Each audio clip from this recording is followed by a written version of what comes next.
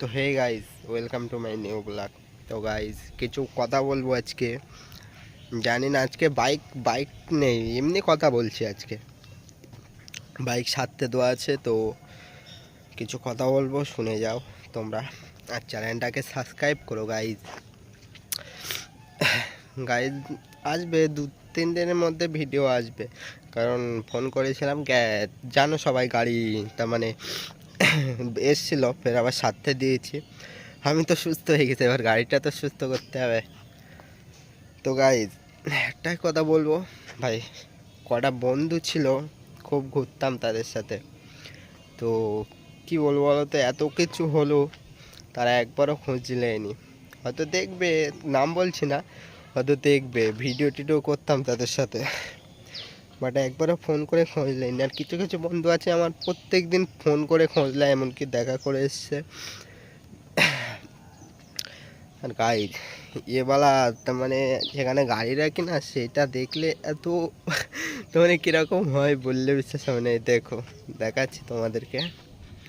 আমি ছাদের ওপরে আছি, ছাদের ওপরে দেখাচ্ছি এটা, বাট নিচে থেকে দেখলে এই ঘরটা।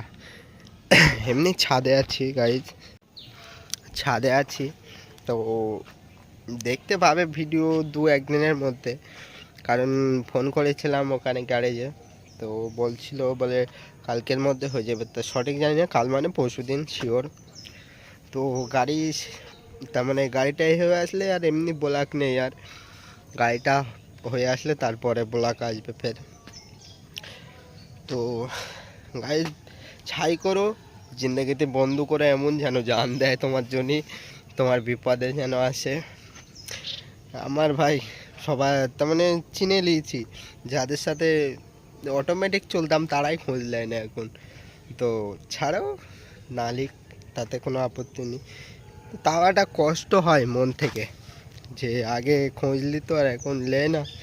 বাইক থাকলে ভাই সব কিছু সম্ভব, বাইক না থাকলে কিছু না। কিছু কিছু সবার সবার জন্য বলছেন এটা। গাইজ চ্যানেলটাকে সাবস্ক্রাইব করো, জলদি 1000 করো। কি করছো গাইজ তোমরা? তো হয়তো পরশু দিন ব্লগ আসবে, কারণ এখন আমিও সুস্থ হয়ে গেছি, বাইকটা শুধু সুস্থ হলে হয়ে গেল।